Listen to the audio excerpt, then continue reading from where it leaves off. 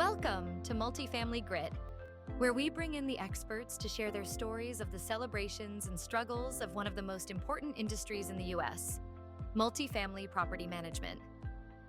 Kerri sat down with Diane Yensen, Chief Operating Officer at Lexington Partners in Connecticut, where she oversees a portfolio of 3,500 units. With more than 35 years in multifamily operations, asset management, and investments, Diane's career spans market rate, senior, affordable, student housing, and ground-up development. She's known for candid leadership, cost-saving innovation, and turning distressed assets into strong performers while keeping the resident experience front and center. Diane's leadership style has earned her the nickname the Jensenator, a nod to her blunt but empowering approach. She has a track record of transforming on-site staff into owners of results, mentoring employees from entry-level roles into senior positions. Her expertise extends to the physical asset side of property management, where she insists on treating every dollar like it's her own. With deep experience in technology adoption, she saved millions through strategic software conversions and was an early adopter of AI tools for leasing and marketing. Today, we dive into how Diane approaches 30, 60, 90-day turnarounds, why she believes property management is one of the most important jobs in real estate, and how she balances the basics with innovation to keep communities thriving. We'll explore her philosophy of people, product, price, the role of ancillary income in boosting NOI, and why she believes the future of multifamily depends on both cutting-edge technology and timeless fundamentals. This is a conversation for anyone who's ever led through a turnaround, embraced change, or built strong teams from the ground up. Before we get started, we are sponsored today by the only core property management operating system built with an emphasis for affordable owners and operators. Fortress revolutionizes affordable management with features focused on automating housing assistance charges and payments to keep ledgers clean and accurate, centralizing file reviews and document storage through Fortress and AWS, and a free in-system smart waitlist to ensure your property stays in compliance. And don't forget, if you like what you hear today, please like, subscribe, and share with someone you think would enjoy this episode. Now let's get into it. Here's Kerri Davis sitting down with Diane Yensen for a conversation about candid leadership, operational turnarounds, and the future of multifamily innovation. Diane, thank you so much again for being here today. Happy to be here. Now, before we dig in, would you mind sharing with our listeners your story on how you got started in the industry? Oh gosh, everybody has that story, right? Yes. So I got started in the industry when I was 17 years old, and it was the summer before I was supposed to go to college. And much to my father's chagrin, I was approached by a friend that said, a friend offered me an assistant manager's position at a 476 unit property, and I don't want it. Do you want it? Now, I don't even know what that is. And should have been a huge red flag. Now that I know what I know, right? That should have been a huge red flag that she wanted to hire some 17-year-old kid that knew nothing about property management to be her assistant manager. A fair statement. So I took the job, and come to find out, she was a lunatic, actually. She was a little crazy, which is probably why she wanted somebody that didn't know what they were doing. But I fell in love with just all of it so quickly, and had to really learn quickly because this woman really did not know what she was doing. And this was kind of a grand old Dom property that had fallen on hard times. And I was very fortunate that a real company shopped me, came through and called me and said, hey, do you want to work for us? And I never went to college, and it went from there. Oh my goodness. Seriously. Seriously. That's incredible. I love this story. So yeah. Side note, because I do want to get back to this and talk about your career trajectory, but it's so interesting because gosh, it's so interesting how the world has changed and the economy is changing constantly. But I've had this conversation with several people recently. My 14-year-old just started high school. And obviously we're starting to have these conversations. And I not only went to college, I went to law school. And so I have a very different view of all of this, where I'm like, I wasted so much time and money. Right. So much time and money. And so when I'm talking to my son, I feel like a lot of parents are just like, oh, it's assumed your child's going to college. And with my son, I'm like not making that assumption. Like I'm talking to him about like the practical implications of going into college and you're essentially losing 4 years of making money. You're like losing like 4 years of experience out in the real world. And you're spending what could be today like exponential amounts of money to go to college. So however, I feel like sometimes in the alternative, like my husband didn't go to college, and so he is like saying like, of course he needs to go to college because like you see it Yeah. through two different lenses. So I'm curious your thoughts on that. So it's interesting. I don't know if you've ever met anybody that's in property management, or I know I have never met anyone that's in property management says, yes, I went to college and I was going to be a property manager. I was going to go into property management. I mean, you might find asset managers and financial analysts, obviously, that have gone to college. But for the most part, we just kind of fall into it, right? Yeah. And so I am always trying to encourage people that are maybe a little lost, like look at, there's so many different assets or facets of property management that you can go into. You could be good at just about anything and find a place there. Yeah. So in that regard, I think I think it's fantastic. In the college regard, there are certainly times that I wish I'd had that experience. I wish I'd gone to college, but certainly it turned out very well for me. Yeah. I agree with you that it's not right for every kid. Mhm. There are some kids that need that 4 years just to, maybe they're not ready to enter the workforce, or they just really don't know what they want to do. So in that regard, I think it's valuable, but I just don't think everybody needs a college degree. I don't. I mean, I am living proof of the fact that you don't need a college degree. Yeah, absolutely. Not only do you not need a college degree, but you've been able to get to the place where, I mean, you're second in command at that company, right? I mean, like the chief operating officer, like you've not only been successful, but you've attained like an incredible amount of success over your career. What was that trajectory like for you? So obviously starting out as an assistant manager and thankfully being pulled away to a reputable company without the crazy community manager. How did you end up where you're at today? So I lived in California, and I was one of those kids that I just was like, I left home the day after I graduated from high school. Like, I just wanted to go somewhere and do something. I just didn't know what that was going to be. And my dad was convinced that I was going to college, and that was a big conversation. And so when I fell into property management, I was just super open. So I started as that assistant manager, right? And then this company that pulled me away made me a leasing agent. And then I was an assistant manager, and then I was a manager. And I went through that stuff pretty quickly. I ended up in my very first company, I was a regional manager. Now, I was in a small part of California. I don't know that would happen today. I'm not sure. But, I was able to move up pretty quickly. Yeah. And I was also very willing to move. Like, if you're in property management and you just open yourself up to, I just want to go here or wherever there's a great opportunity. And I found this company that I really loved, what I call my heart company, Northland. And I was already a regional manager, but I really didn't want to stay. I lived in the Central Valley of California. I didn't really want to stay there. They were based in Massachusetts and near Boston, but they had a property in California that they needed help with. And really I know in the beginning you said my nickname is the Jensenator. My longest term nickname has always been the Fixer. And so I was always attracted to things that needed fixing, which is how I got so good at just down and dirty operations, like really knowing an asset.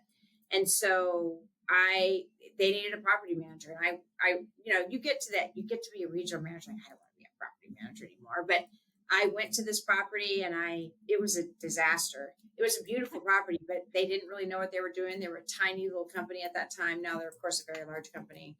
And I think it was 3 guys and 2,500 units. And they literally really did not know what they were doing. And so I saw a spot, right? Like I could see it, like I can help them. And I jumped in and I helped them. And we ended up selling that property for $10 million more than they bought it for. And I then moved to Massachusetts to be near the corporate office. And of course, my career really took off from there. I ended up being the vice president of multifamily for Northland, which is now a major player in multifamily. And I was fortunate enough to see it go from a very small company into a very large company. And I was fortunate to be able to kind of touch, taste, feel all of that, like development, all of the stuff you mentioned. Like I got to do that in one company. Yeah. So I got to help set the culture and the policies and procedures and the training and all of the things, right? That makes you successful and oftentimes you don't get exposed to. And so that was just a very fortunate step for me because I was willing to just get on a plane and say, yeah, I'm going to go to Massachusetts. Actually, yeah, and it was Massachusetts and then it was Connecticut and then it was back to Massachusetts. But I just was willing to do it. So after that, there always comes a time, I think, in people's lives where life takes over, something happens. And so I ended up stepping away from Northland to move back to California to be with my family for a period of time. And so then I just always kind of keep myself open to what is the next logical step. Always in my head, I was like, I'm going to run a company, right? I want to run a company. And I think, again, in property management, if you can see it, you can do it. You really can. Yep. I mean, there's just untold opportunities in property management. You just have to figure out what you want to do and find that niche in somewhere in some company, and you'll find it. Yeah. Oh, I love that. And so how did you end up at Lexington? So I was in Austin, Texas, running a company there. And my husband, so I met my husband here. And it's funny, actually, my husband was a resident at one of Northland's properties. I had a very strict, I never dated residents. And he asked me out and I said, well, you have to move. And he moved. So no. Oh my gosh. Diane, that's the cutest story. So then I dated him and then I married him. So man, what a driven man. I love it. Yeah. He knew what he wanted. He made up his mind. So he has 2 daughters here and his mother is here. And so when we moved back to California and then he moved to Texas with me, he's always been one of those very supportive husbands. He just lets me do my thing. Like I am obviously a very driven person and not a lot stops me. So I got great opportunities in Austin and went from California to Austin to take advantage of those. And then we had a beautiful life and a beautiful house in Austin. And then I got this call about coming to Lexington. He's from here. His kids are here. His mom is here. So, his heart is really here. And he had followed me everywhere. I don't know that he really thought, I had told him, I said, hey, I got this call. And I don't think he really thought I would do it. I don't know. Or maybe he just, because again, it happened very quickly. I got a call and literally like 2 weeks later, I was giving notice and we were moving and selling a house and buying it. It was crazy. Yeah. But I think he's just learned to roll with it. But the whole reason I came back here was really a fantastic opportunity came my way. And it really does work best for me and for my husband to be around his kids and his mom. So it all worked out, dude. I think things happen for a reason, right? Yeah, absolutely. That's such a great story. And I think to your point, like, it's about the energy that you put out, right? Like, obviously you've made really great impressions with a lot of people that you've worked with. And so when someone was looking for that, that next leader at their company, like and it just turned out that this was just the right fit for you at the right time. But, if you hadn't been out there, chasing your dreams, like then this opportunity wouldn't have existed, and so I think that's so great. And obviously worked out. And I love the fact that you speak of your husband that way and that the fact that he like supports you in that, because it's kind of sad that it's such a big deal, but it is like a lot of times it's the other way around, and like women are supporting their husband's career choices. And so I think that's really awesome. Yeah, I got very fortunate. Yeah. I think he figured out early on that there was no reining me in. So he's either along for the ride or it was going to go very badly. Yeah. So. Well, my gosh, I love that from day one, you were essentially like, well, if you want to date me, you have to move homes. Like, well, I couldn't set a bad example. I mean, I really was like, I can't date residents. So. Oh my gosh, that's really adorable. It's such a cute story. Well, I want to lead in a little bit to something that you actually we started talking about, because I really want to talk about your Jensenator nickname, but I'll start with your Fixer nickname actually. So you and gosh, you and I have talked about this ad nauseum. Like, you are clearly amazing at going in and creating impact very quickly. So what is your approach? Like, what do you focus on? How do you go in and make that change? And how did you become the Fixer? What is it that you focus on? I think for me, I think too many people like make it so complicated. Property management is not rocket science. It's about consistency, people, product, and price, and promotion. But people, product, and price are the main drivers. And if you kind of separate it out and just see in your head, okay, here's the people, here's the product, which encompasses a lot of things. And here's, people, product, price. So here's the price. And those things are aligned, which if the property is in trouble, they are not aligned. I can guarantee you they're not aligned. It's just a really simple formula.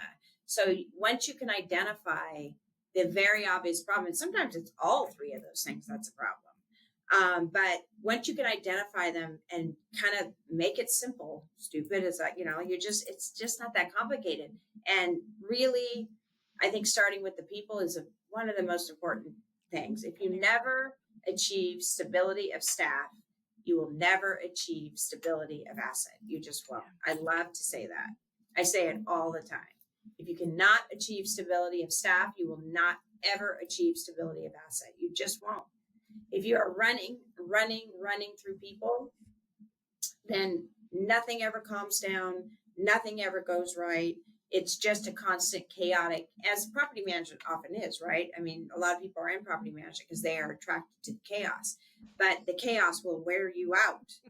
And so you have to get good people and pay them what they're worth, and they will stay. So for me, it's a super simple formula. I tend to be a person that can really dissect a property, and I think it's very important to know the physical asset. If you have a property manager that doesn't understand CapEx, doesn't understand their sprinkler system, doesn't understand where their water shutoffs are, I mean, all of those things, they won't understand the asset, and they won't understand what they're spending money on. They won't understand the way it's supposed to look. There's just a lot of disconnect there. So I used to be really, I shouldn't say I used to be. I'm really good at, when I walk a property, I walk a property. I don't just go into the office and say, hey, everybody, I'm here. How's it going? Show me the model. I walk a property. And so it teaches them they've got to be outside. They cannot be sitting behind their desk, which is easy for me to say, right? I mean, they have so much to do, which kind of dovetails into the, how you then bring technology into the picture to get them out of their offices. But the very simple, basic formula for me is the people, product, price thing. Yeah, I love that. I actually will dovetail into technology, and then I want to come back to the people actually, because we still need to deal with this Jensenator situation. And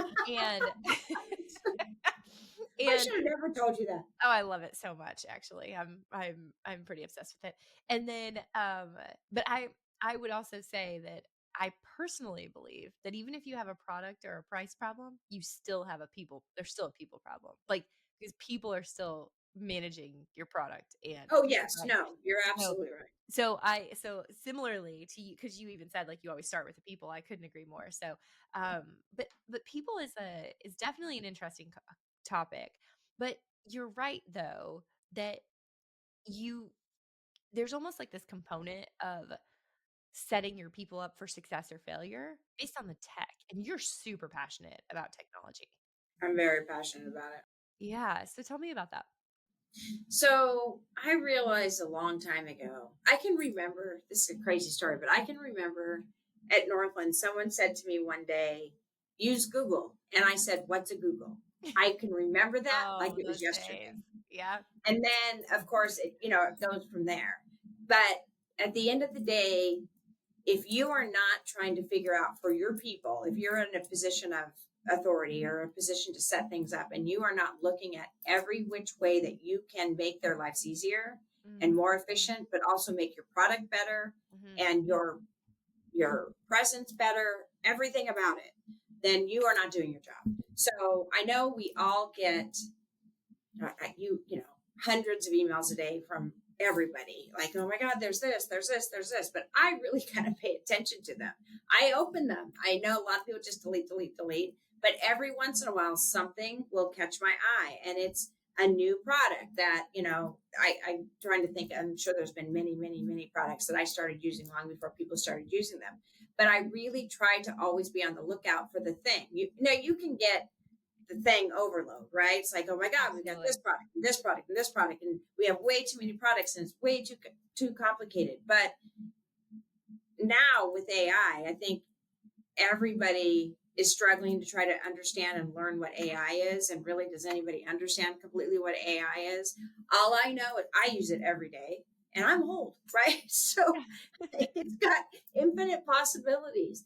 So there is a path there that we should all be trying to figure out, how does this fit into my, which everybody is, I'm sure, but how does this fit into my organization? How does it fit into my industry? How does it fit? And so that, I think, just comes with asking a lot of questions and looking at a lot of stuff. And sometimes, again, it feels like we never have enough time to do that. But, I can get on a demo and very quickly say, you know what, this is not going to work for us, or this, I just really wondered what this was. And I'm just really honest with them. I don't waste their time. And it does, it takes a lot of time. But I just think understanding the need, and then how to find, there's a product out there. I can guarantee you there's a product out there. So understanding the need, what's slowing your teams down, or what would help them be better, and then going to find it is your job. Yeah. I always tell the employees, I work for you. You don't work for me. So what is it that's vexing you? Like, how can I help you? When I go on site, I always say, how can I help you today? Because there's somebody's got some great idea somewhere that will help me help you. Yeah, I really love that mentality. I was the same way when I ran Elmington Property Management. I would walk on site and immediately ask the team, like, what are the problems you're dealing with right now? Like, what are the issues that you're struggling with? And like, let's walk through all of those first. And I agree with you, walking the property, and especially like picking up trash while you're walking around the property. Oh my God. Yes. Yep. I was never afraid to put trash in my suit pants pocket. Like, if that's what needs to be done, that's what was done. So I do it all the time. And if there's a maintenance man with me, they always just get so like, oh my God, give me that. I'm like, I can put trash in my pocket just like you can. Exactly. Couldn't agree more. But yeah, I mean, figuring out what the problems are. So let me ask, when you came to Lexington and you started to assess the situation, especially from a tech perspective, what'd you focus on first? I had to focus on the people. Okay. Because Lexington is a lovely company that got, medium sized pretty fast. I mean, I think they went from a relatively small company, we're a developer, and typically have a product in and around New England. And then they had gone down into the South and got some product that they, frankly, I think got in a little over their heads, right? I mean, I think they would, Chris Riley would tell you the same thing. They just, they're not there. When you're a landlord that's not present, you better be really good at what you're doing. Yeah. And you have to be able to trust the people. Yep. And so I had to go really quickly and find people that I trusted and said, hey, come help me. Even if it was just for a short period of time, until I could figure out what is really happening here.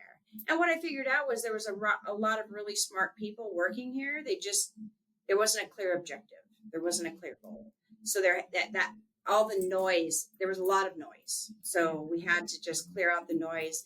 And also, I think there's a lot of times in every company where people are doing a job and it's not really necessarily what they're good at, or not really what they were made to do or even want to do, but they're just doing that job because that's the job they were given. And then you look at them and think, God, you would be really good doing this.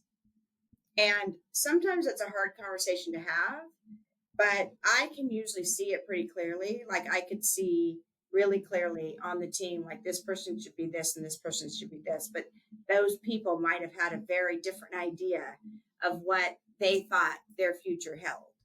And so it's my job to sell them on that idea, right? Like, what if we did it this way? So in the past, I think I was probably guilty of, and anybody that knew me would probably laugh if they see this and say, yeah, she was. Like, I would come in like a tornado and just like, okay, we're just doing this. And so as I've gotten older, I've learned that, sometimes you just have to try to finesse it a bit more and just be like, why don't we try it this way after a few months, not just 5 minutes after I walk in the door. Yeah. But I also, again, tend to be a person that sees things really fast. And so in my head, I'm like, well, it's right there. Can you not see it? I can see it. Like it's staring you right in the face. Like we can just do this and all things will be right with the world.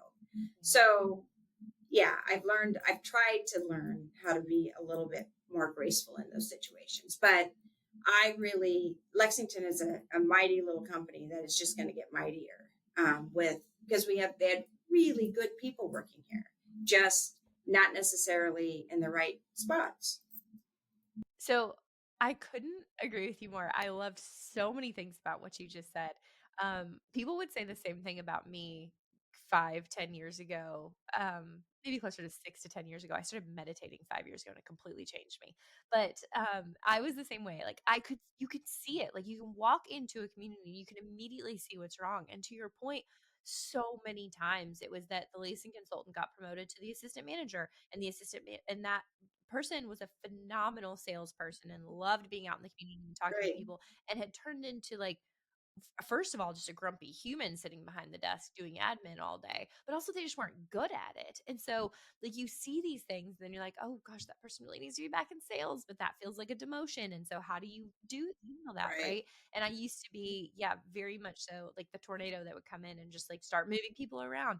And thank goodness I have learned, similar to you in my age, that um, you really need to finesse that situation, and you can pretty quickly pick up on um, what, like, the key motivators for people, and how you can articulate things, and how you can even change the structure in your company so that a leasing consultant isn't below an assistant manager, or whatever it is that you need to do. There's so Right. many ways to be creative about how you do it. And in fact, the other day, I'm having a difficult um, I'm dealing with a potentially difficult situation with my some members of my team at Fortress right now. And I actually went to the chair of my board, Kerri Rosenblum, who he and I have been partners for 14 years now, and talk about everything. And he's seen me through like every disposition that I've had in my career. And I went to him and I was like, hey, I'm having this issue, like, and I'm trying to figure out how to navigate this as delicately as possible. And he was like, God, you delicate? Like, you've changed so much. Like, this is so good. Yeah. Yeah. Yeah. I would hope, I hope people say that I'm a little more delicate. I mean, again, when you go back to the Jensenator Yeah. comment, like I do tend to kind of, I don't know. I think sometimes when you're in a male dominated industry, maybe I shouldn't say that. You have to kind of bull your way through Yeah, things you do. sometimes. You just do. I mean, especially in property management, you're dealing with construction people and vendors and Mhm. bankers and, all of that stuff. And you've got to be there with Yeah. confidence. You just do. Yeah. Yeah. I couldn't agree more. I'm not a huge fan of the phrase like fake it until you make it, but I am a big fan of like when you really believe in something, or when you see it, like being really passionate about that thing and like forceful with it. Not that your mind can't be changed by someone who is equally passionate or Yeah. forceful, like that you can be. But I mean, I think there is something to be said for bringing that, like, that commitment and that passion to the table. Yeah. I couldn't agree Yeah. more. So, okay, so now I have to ask, where did the Jensenator come from? So as I said, my nickname for 40 years has been the Okay. Fixer. And then I got here and somehow got the nickname of the Jensenator.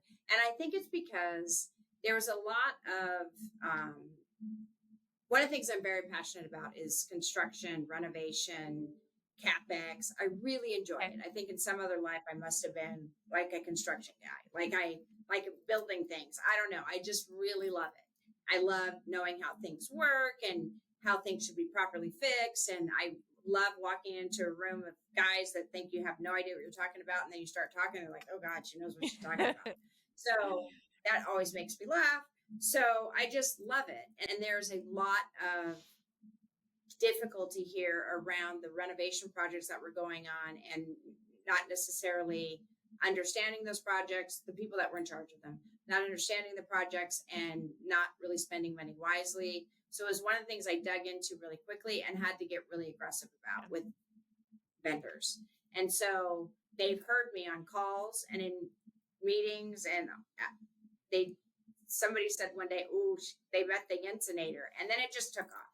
And so then now every time something happens, they say, "Oh, she got Jensenated." So I don't know. I just tend to be, if I feel strongly, especially when it comes to feeling like we're not getting our money's worth or something is not going the way it's supposed to be going, I will make it very clearly known. And because otherwise, I think, I don't know, I think if you're not going to make yourself clear, what's the point? If you feel like someone's ripping you off for hundreds of thousands of dollars, you damn well better tell them that that's what's happening. Yeah. So I just don't. I don't Yeah, know. I couldn't agree more. I was actually talking to one of my team members about this in a situation she's dealing with. And like, I'm a controversial person, generally speaking. So I don't know why I feel guilty about this, but I really don't like bringing up other names that are controversial. But I've read some of Jordan Peterson's books, and I know he's super controversial. I'm not speaking to him as a human, like whatever that is. But in one of his books, there was this comment that he made that like really has stuck with me. And it's actually more personal than professional, but I really apply it to professional too. But the rule that he set forth, which was that you should never allow your children to do things that make you hate them. Now, like the word hate is a strong word, but there's still like this, like Very strong. there's still like this,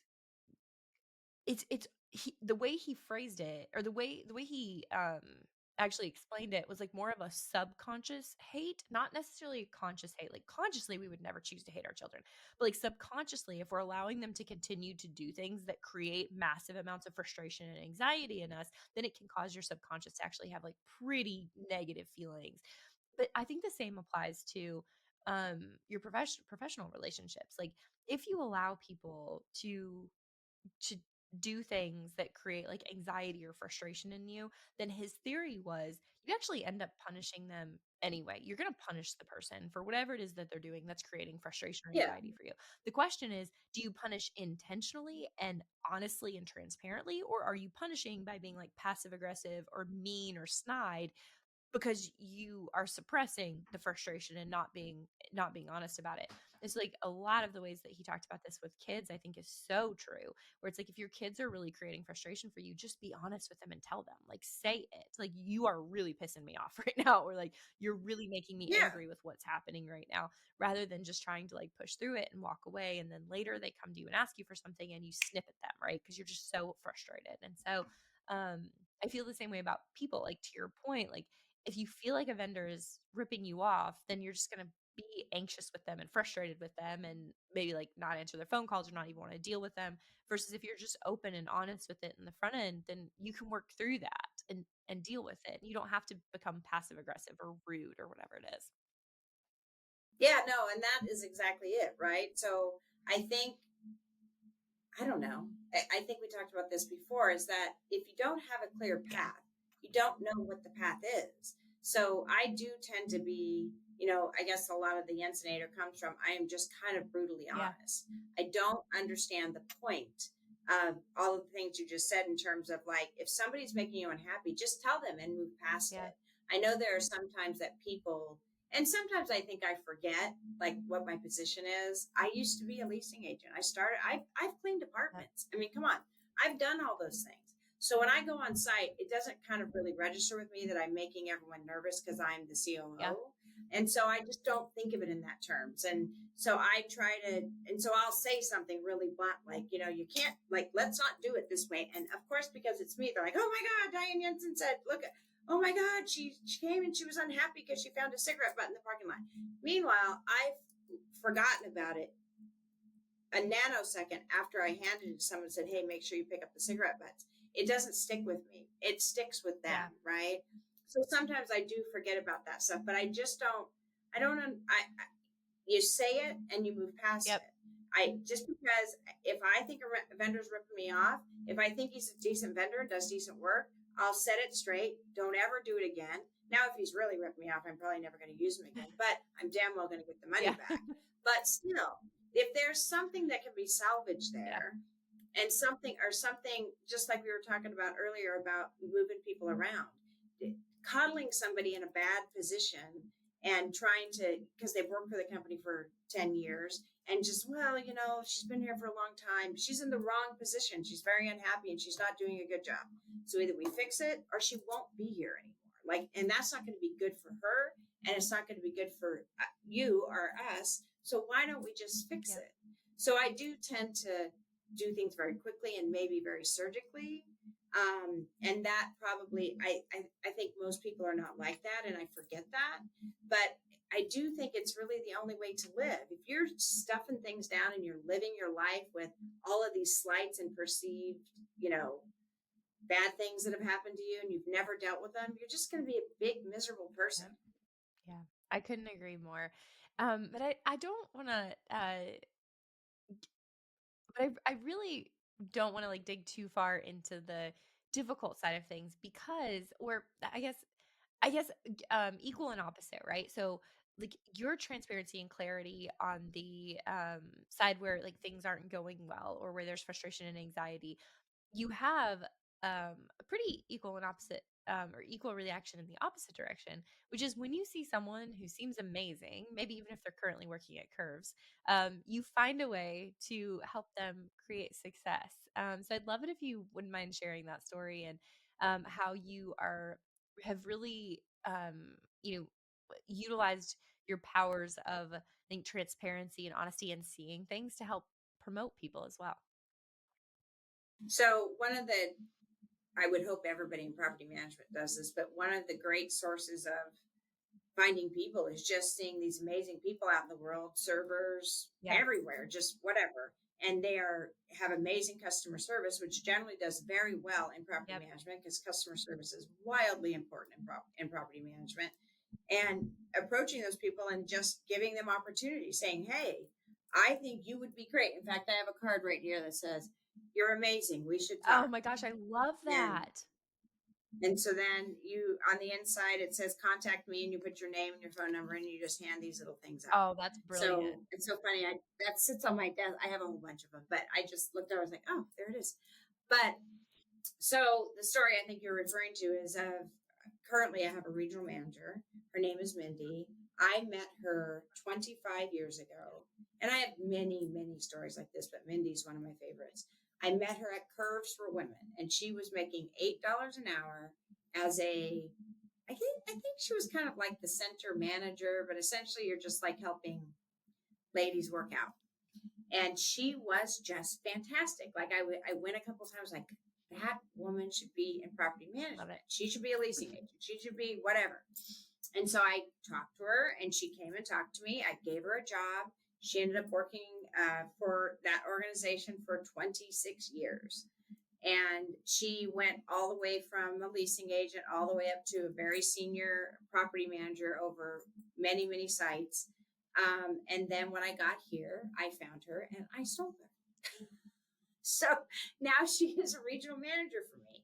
And it was so funny when I first got back, and she contacted me and said, hey, let's get together. And we went to brunch, and she was talking to me about one of the assets she had was a very complicated physical asset that you really had to know how to run, like with boilers and chillers. And it's a renovated mill, so it's old building, like hard to run, and you could throw millions of dollars out the window and just like that if you don't know what you're doing.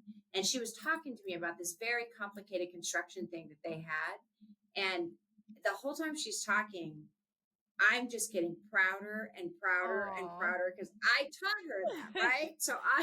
Because I think those things are so important. And 99% of the property managers you talk to are not having this conversation with you. They're just not.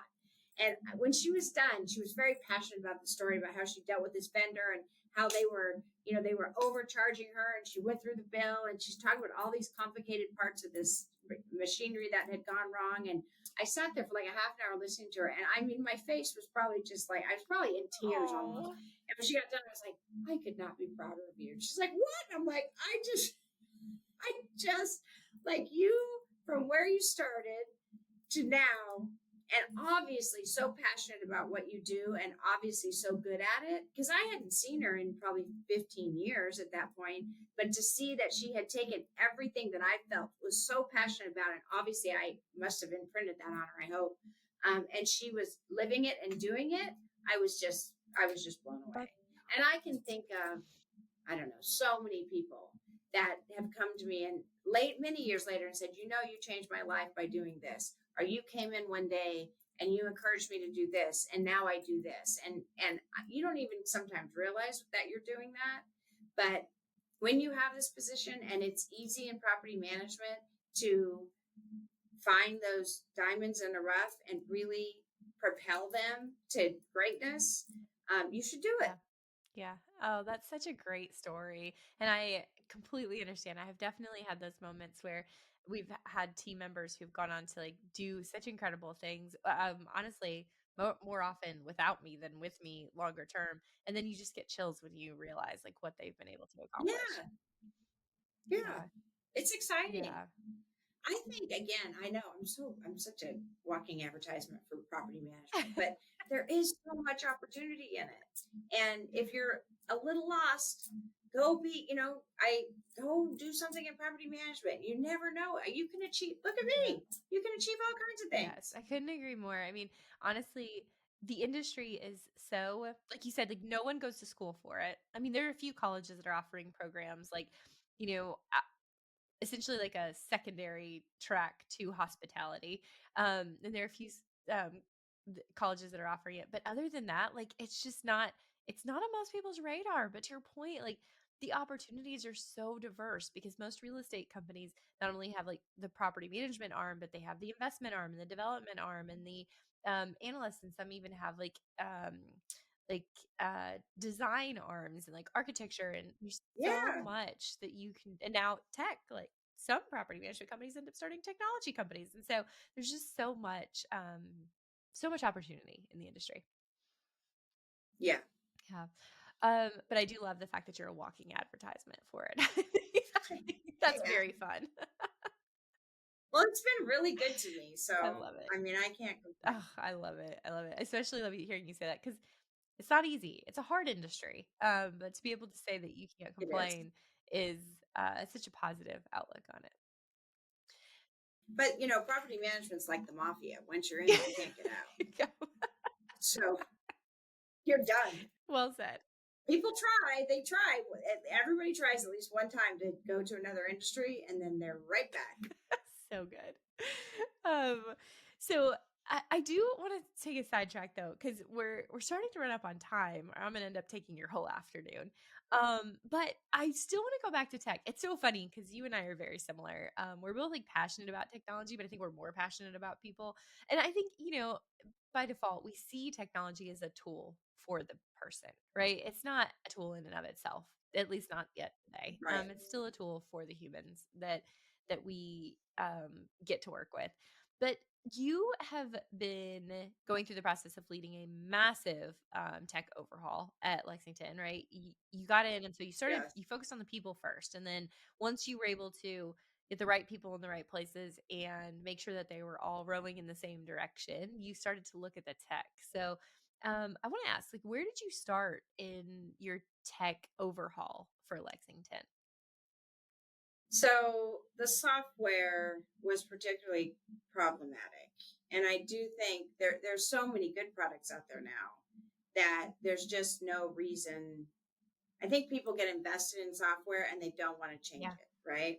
So they're like, well, we have this thing, so we have to figure out. So they form committees and they form big, spend hours and hours trying to make that thing work when it's just not working. Diane, one of my favorite things is that anytime I talk to a property management company, it's like it's a part of their identity. They're like, "Oh, we're a real page shop." I'm like, "No, you're not. You're a property management company. Like, you're not a real page shop. You're not a Yardy shop. You're a property management company." Yes. So I tend to be, and it's easy for me to say, right? Because I'm not the one that has to get in there and do it. And so I always very much appreciate the fact that in the last 3 companies, I think I have overhauled the software. And it is a lot of work, but there's immense rewards from doing that. Because again, if you're stuck into a old product like RealPage, and RealPage is designed to not, I'm sure there are lots and lots of companies that love there is lots and lots of companies that love RealPage.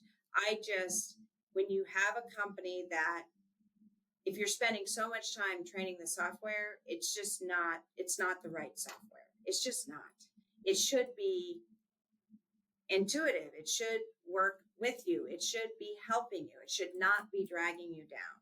So it became very apparent very quickly to me here that they had really kind of lost touch and track of what the software was costing them and what it was really doing or not doing for them. And I saw a lot of people struggling. I spent more hours talking about problems with software than I have ever in my entire career. Like, it was just a jumbled up mess. And surely, I guess, could I have spent hours and hours and hours trying to untangle that mess and make that one product work? I probably could have. But at that point, it seemed like the horse was out of the barn. Like, it was like, this is just crazy. So, I went back to the drawing board and really looked at, you've seen every product. I've seen every product. We've all seen every product. We all kind of know what they do, but I really looked at every one of them again and tried to decide, okay, what's going to be best for this particular company.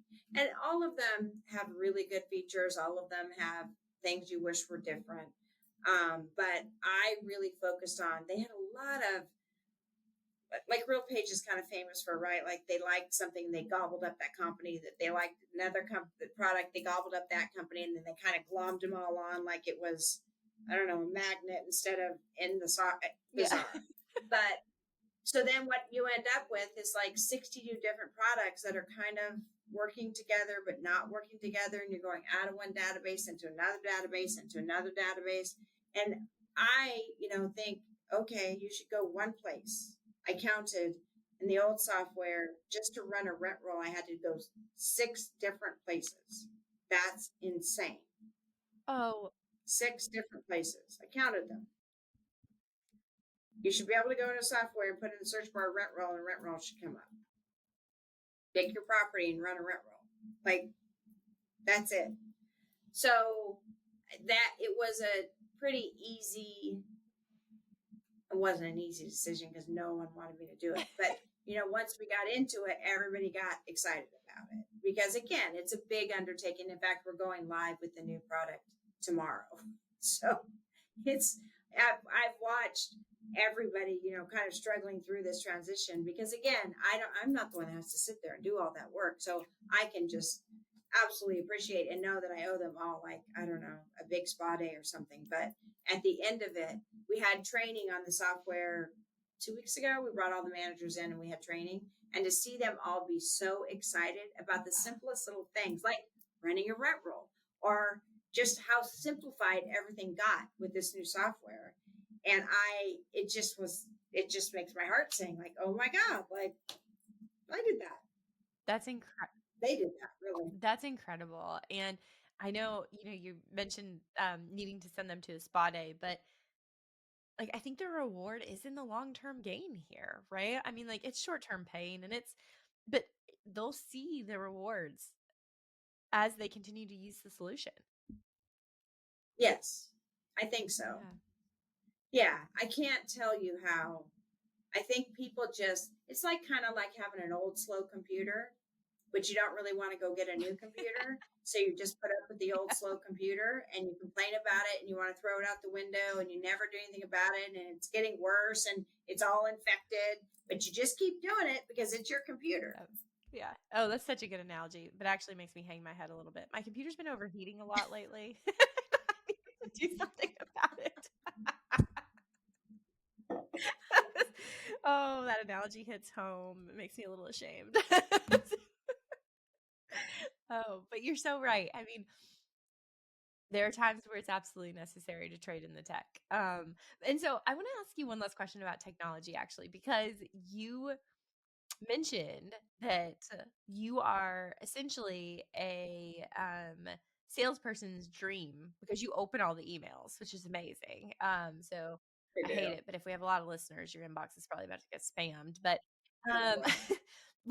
that's amazing. So let me ask: is there a specific solution, like I call them point solutions, but like an ancillary product that you've seen recently that you've been really excited about, or one that you've rolled out that has just been incredible, coming from someone who is like so open to all those different solutions?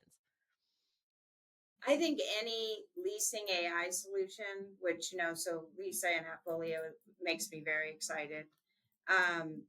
What I would really love to see, and maybe one of the listeners out there is like, hey, I've got that, is a very robust social media solution.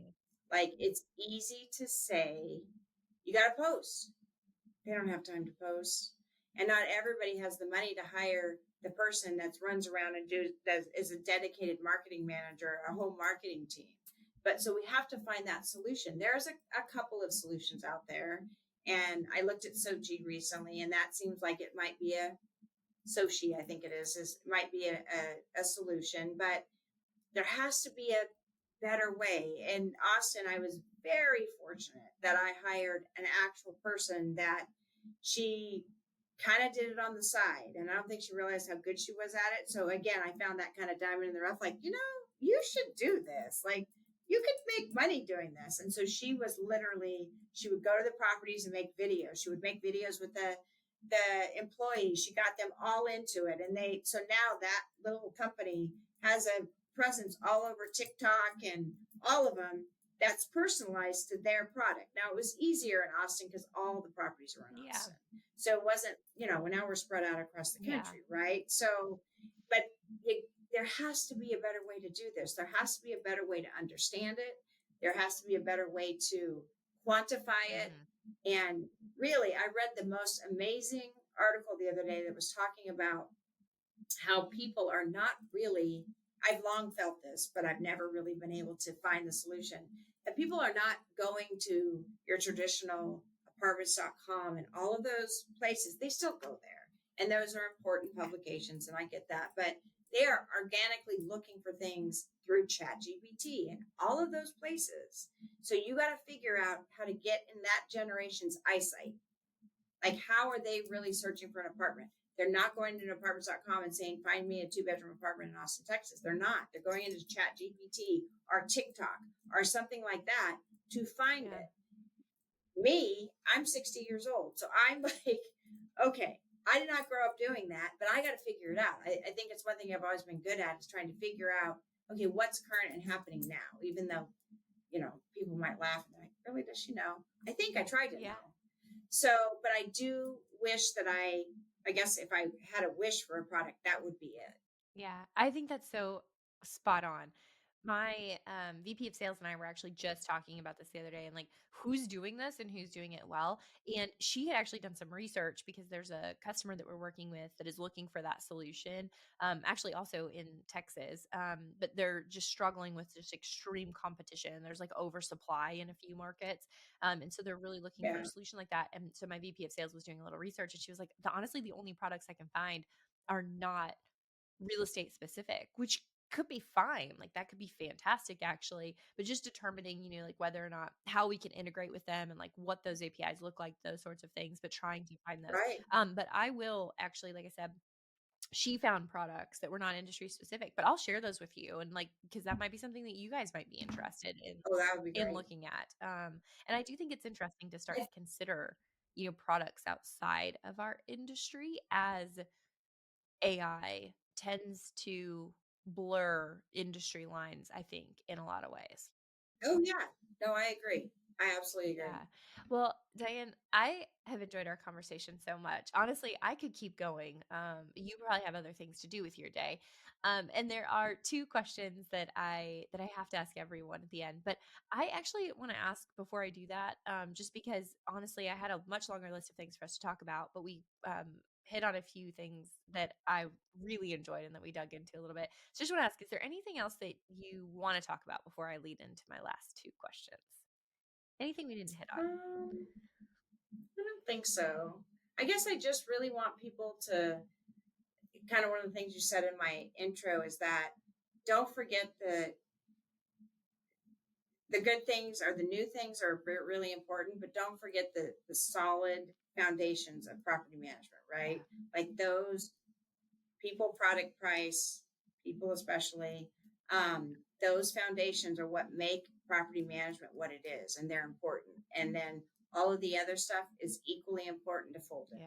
Yeah, I think that's so important. I see so many groups these days that are like trying to solve their problems with technology, and you actually articulated it really well early on. Like, first you have to really dig in and understand the problem before you can try to throw a solution at it, because sometimes even just like mapping out the process solves the problem. You didn't even need technology, or you had it in the technology you had, that you just weren't Right. using it because you hadn't mapped out and truly understood the problem. Right. Yeah, and I think Couldn't agree more. so much of that goes back to like old school rules of operating any business, rather than kind of like the new age philosophy of just finding a technical solution. Could not agree Yeah. more. Well, thank you for sharing that and for hammering that one home, because I think it's so important. And so now I want to ask you the final two questions that I ask every guest. And I'm Okay. excited about this first one from you, because I know you will give it to me straight. I'd love for you to share a story about your time in property management. So it's interesting, you said you're going to ask me this, and so I thought about it. And kind of my favorite story is how I got into property management, and I already told it. So, Well, that's okay.